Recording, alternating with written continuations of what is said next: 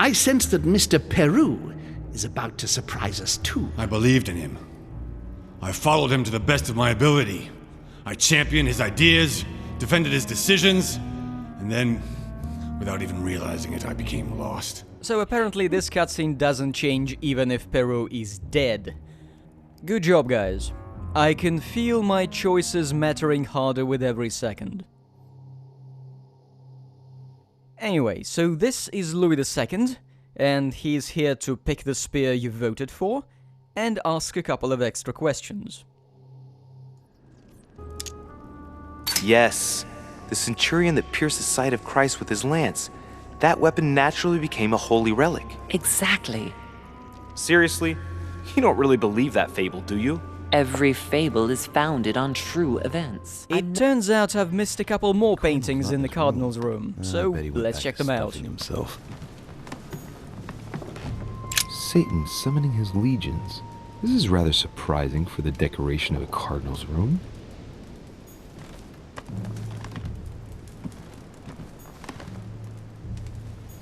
Destruction of the Temple of Jerusalem by Francesco Hayez. The Roman destruction by Titus and his army.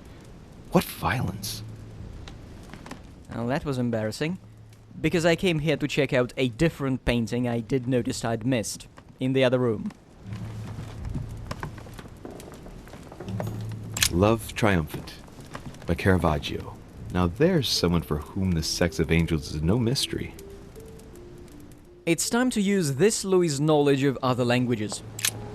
Let's have a look at his personal papers. Of course, it's in Latin, the language of the church.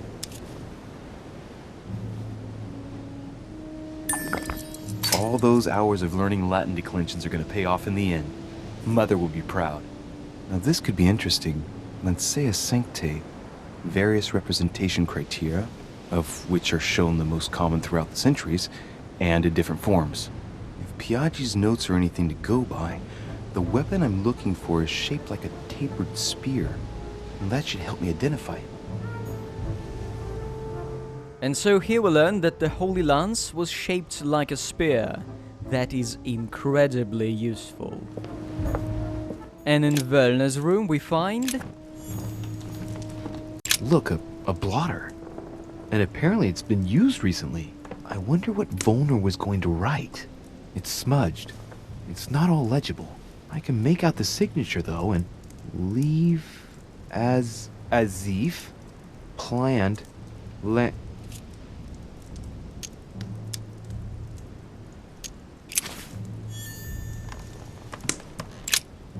What a mess. Looks like Völner was interrupted. I do want to piece together all the information about this Al-Azif exchange. What you recovered for me, it must be about the Al-Azif. Völner told me that he had managed to find it. Landing stage. Landing stage. Right. So Völner is going to leave Al-Azif at the landing stage by the pier. Okay, this is new, I've never discovered that before. And I get a point in questioning for figuring out the documents. What? The sarcophagus of Lord Mortimer. It's the only sarcophagus in this crypt which appears to bear the Mortimer family name. What ancestor can it be? There's no inscription. The royal jelly. Let's see what we can find here. It's far too heavy. I'm not going to be able to do it on my own. Pathetic. Alright, so the spear 2/3 of you voted for is way too obvious because it matches the descriptions we were given.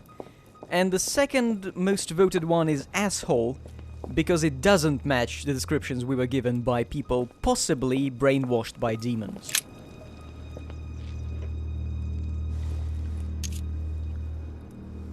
I can see this lance has a spear shape, it is copper rimmed, and it has been engraved with the symbol of the Christian fish on the tip.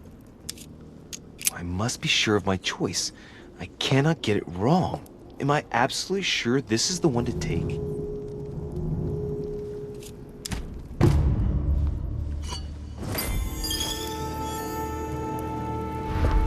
We've taken our pick, and we can finally move on to the part of the game where things go completely bananas.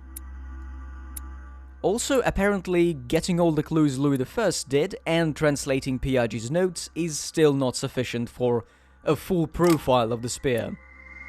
Well, fuck it.